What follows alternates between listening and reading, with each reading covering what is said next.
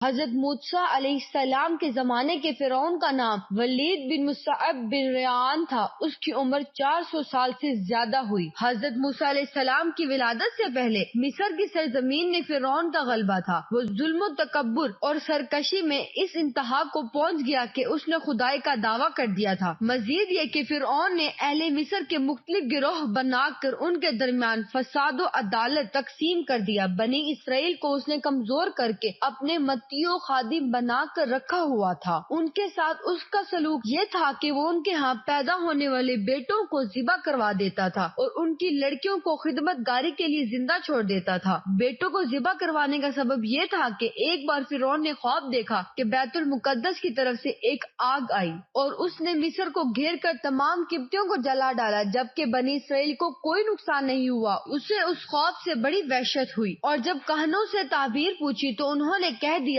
بنی اسرائیل میں ایک بچہ پیدا ہوگا جو تیری ہلاکت اور بادشاہت کے زوال کا سبب بنے گا۔ یہ سن کر فرعون نے حکم جاری کر دیا کہ بنی اسرائیل میں جو لڑکا پیدا ہو اسے قتل کر دیا جائے۔ یہ اس کی انتہائی حماقت تھی، کیونکہ اگر وہ اپنے خیال میں کہنوں کو سچا سمجھتا تھا تو یہ بات ہونی ہی تھی، تو لڑکوں کو قتل کر دینے سے کوئی نتیجہ نہ ملتا، اور اگر وہ انہیں سچا نہیں جانتا تھا تو اسے اس کے نزدیک ایک لگو بات تھی، اور صرف ایک لگو بات پر لاکھوں بچوں کو قتل کرنا کسی طرح درست نہ تھا۔ فرعون کا حکم جاری ہونے کے بعد بنی اسرائیل میں پیدا ہونے والے ہر بچے کو فرعونی بڑی بے دردی سے ذبح کر دیتا تھا اور بچی کو کچھ نہ کہتے۔ یہ سلسلہ عرصہ دراز تک جاری رہا اور ہزاروں نومولود بچے موت کے گھاٹے اتار دیے گئے۔ قدرت الہی سے اس قوم کے بوڑھے یکے بعد دیگر مرنے لگے۔ یہ دیکھ کر قبطی سردار گھبرا گئے اور فرعون سے کہا کہ ایک طرف بنی اسرائیل میں بوڑھے لوگ مسلسل مر رہے ہیں، دوسری طرف ان کے بچے بھی قتل کیے جا رہے ہیں۔ اگر یہی صورتحال رہی تو ہمیں خدمت گار کہاں سے ملے گا؟ اس پر فرعون نے حکم دیا کہ 1 سال بچے قتل کیے جائیں گے اور 1 سال چھوڑ دیے جائیں گے۔ چنانچہ جو سال چھوڑنے کا حکم تھا اس میں حضرت ہارون علیہ السلام پیدا ہوئے، اور قتل کے سال حضرت موسیٰ علیہ السلام کی ولادت ہوئی۔ جب حضرت موسیٰ علیہ السلام کی والدہ کا نام یونس تھا اور آپ لاوی بن یعقوب کی نسل سے تھے، اللہ تعالیٰ نے انہیں خواب یا فرشتے کے ذریعے ان کے دل میں یہ بات ڈال کر الہام فرمایا کہ حضرت موسیٰ علیہ السلام کو دودھ پلاؤ، اور جب تمہیں یہ خوف لاحق ہو کہ ہمسائے واقف ہو گئے ہیں، وہ شکایت کریں گے اور فرعون اس فرزند کو قتل کرنے کے در پہ ہو جائیں گے، تو بے خوف و خطر اسے مصر کے دریائے نیل میں ڈال دینا اور اس کے ڈوب جانے کا اندیشہ نہ کرنا، اس کی جدائی کا غم نہ کرنا، اسے تیری طرف لوٹا دیں گے اور اسے رسول بنائیں گے۔ چنانچہ آپ رضی اللہ تعالی عنہ چند روز حضرت موسیٰ علیہ السلام کو دودھ پلاتی رہی۔ آپ کی بہن کے سوا اور کسی کو آپ علیہ السلام کی ولادت کی اطلاع نہ تھی، لیکن جب کچھ دن بعد والدہ کو فرعون کی طرف سے اندیشہ ہوا تو انہوں نے ایک صندوق بنایا، اس میں روئی بچھائی، حضرت موسیٰ کو اس میں رکھ کر صندوق بند کر دیا، اس کی درزی روگنی کیٹ سے بند کر دی، پھر اسے دریائے نیل میں بہا دیا۔ حضرت موسیٰ علیہ السلام کی والدہ نے آپ کی بہن مریم سے کہا، تم صورتحال معلوم کرنے کے لیے اس کے پیچھے چلتی رہو۔ چنانچہ آپ علیہ السلام کی بہن آپ کے پیچھے چلتی رہی اور آپ کو دور سے دیکھتی رہی۔ فرعونیوں کو اس بات خبر نہ تھی کہ یہ اس بچے کی بہن ہے اور اس کی نگرانی کر رہی ہے۔ اس دریا سے ایک بڑی نہر نکل کر فرعون کے محل میں سے گزرتی ہے۔ فرعون اپنی بیوی آسیہ کے ساتھ نہر کے کنارے